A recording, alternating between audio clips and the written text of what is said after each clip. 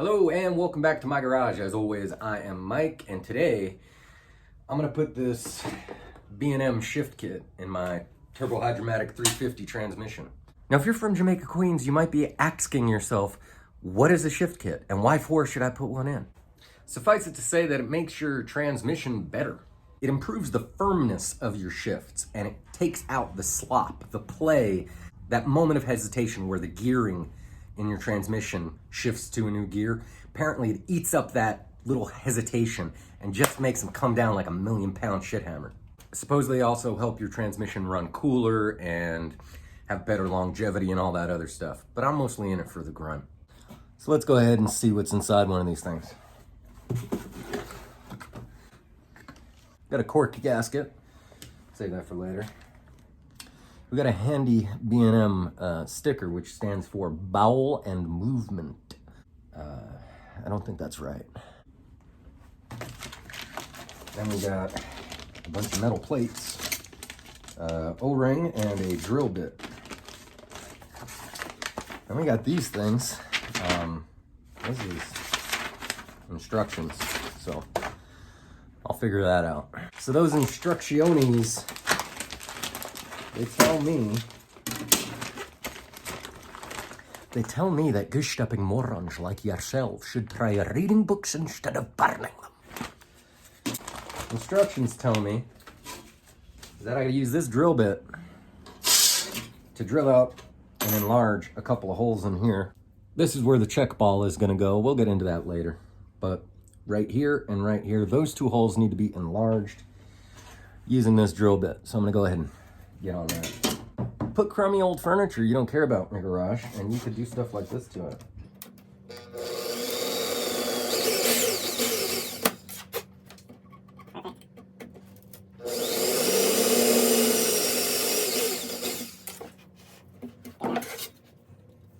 Let's hope I did that right. Apparently now I'm supposed to clean this off with some solvent, so got plenty of that around. It's getting hot in here. E-I-E-I-E-O, down, down, baby, down, my little baby. It's getting hot in here, so take off all your clothes.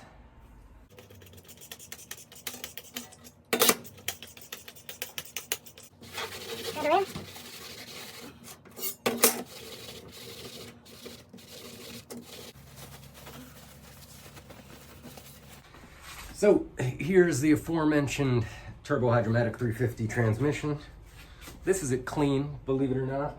I'm gonna flip this bad boy upside down for you.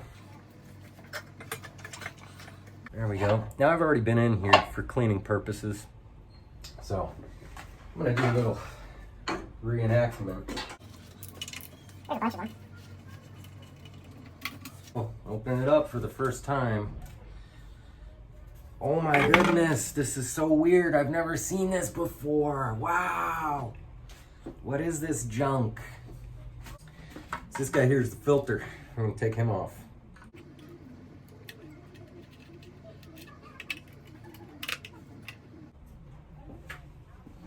Done. This linkage needs to be removed apparently. There we go. All right. Now we're gonna undo all these bolts.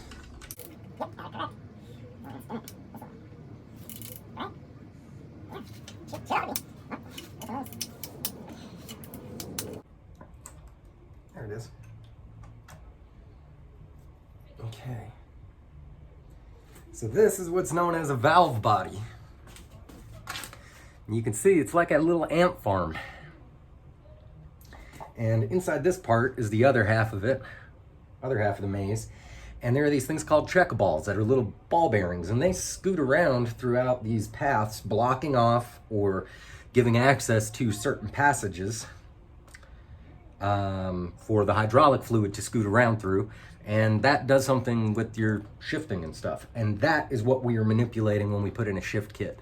This transmission comes with 4 check balls. We're gonna throw 3 of them out and only have 1 by the time we're done. And we're also gonna change the geometry of this maze.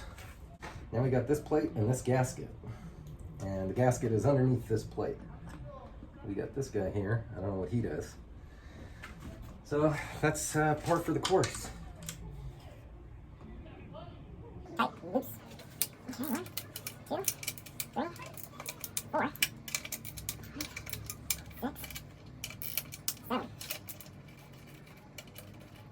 Before you run out and buy a shift kit, you might ought to check if your car already has one.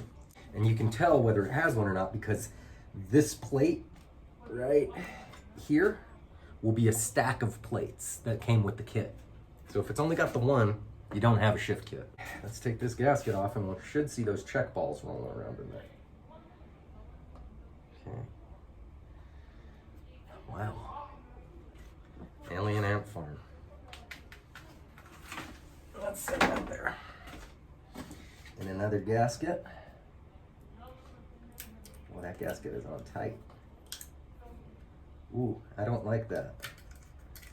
I want her to come up in one piece. And she's not cooperating.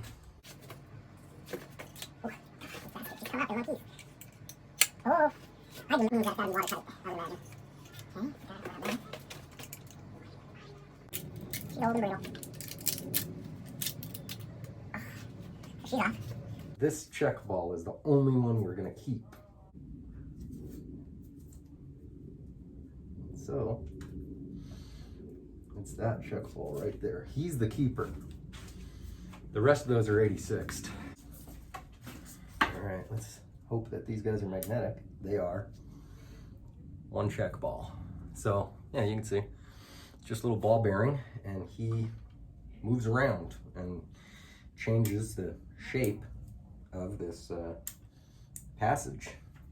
So, taking out 3 check balls, left one in where it's supposed to be. Now I can start doing the rest. I don't know what this guy is. What is this guy? Well, there's a plunger. Appears to be some type of pump. Okay, so it's time for the gaskets. These 2 gaskets are different. One's got a Z, kind of a Z-shaped groove in it. The other one doesn't. The Z-shaped groove one goes on second.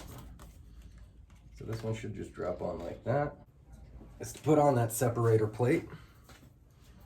That's gonna go like this, something like this. Kind of that.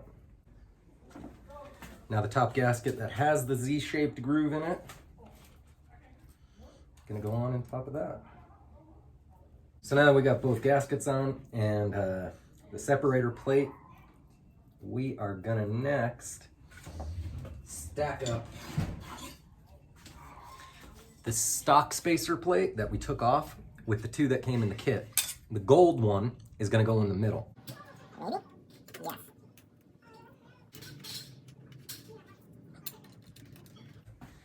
And I gotta use a torque wrench. I don't like torque wrenches because they're specific and technical.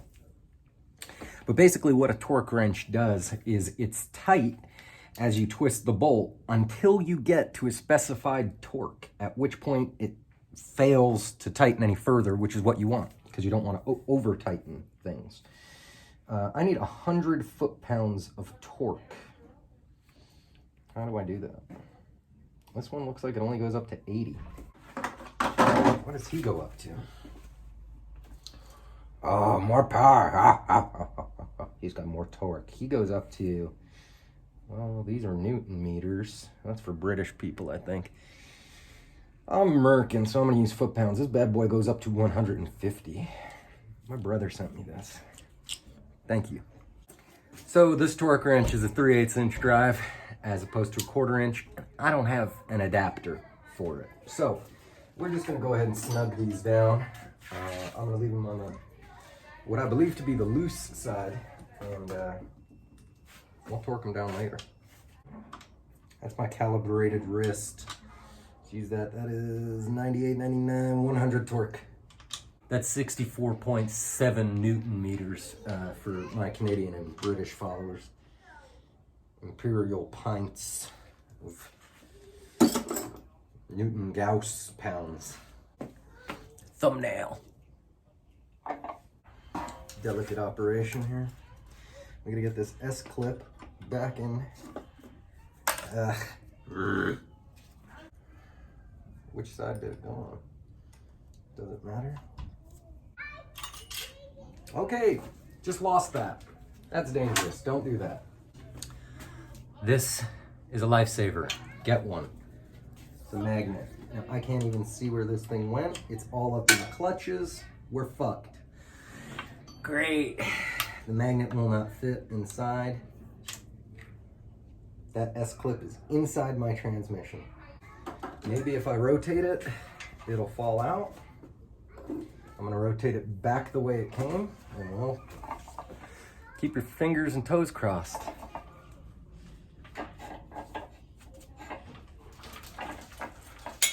Yay, it came out. Let's try that again without the oops.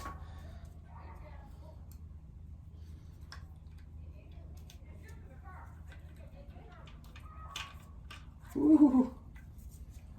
Scary, scary. Got it.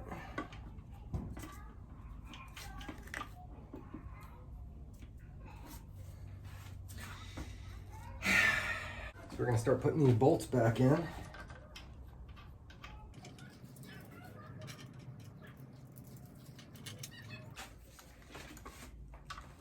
And I kind of want to do a zigzaggy type of cross pattern here.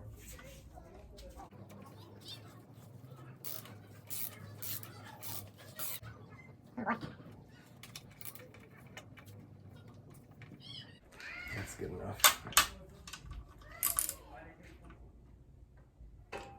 All right, we're gonna call that good. I'm gonna put this clip back in. This guy here, I have no idea how he went. So I figured out how this guy goes on. This guy's got a foot on him right there. That foot presses this little doodad. Okay, so they've got to go against one another. Hold that in place. Get the stage joint cotter pin started. All right, that looks pretty good to me. That's how she goes. And then the final piece, and this is just for show, is the brand new transmission oil pan. And this one's got a bolt in it, so I can actually change my transmission fluid without destroying everything. So that's how that's gonna work. I should close this somehow. Well, it's late February in Las Vegas, which means it's officially spring. And we're gonna try to get this car put back together and back on the road to enjoy this beautiful weather. We'll see you next time.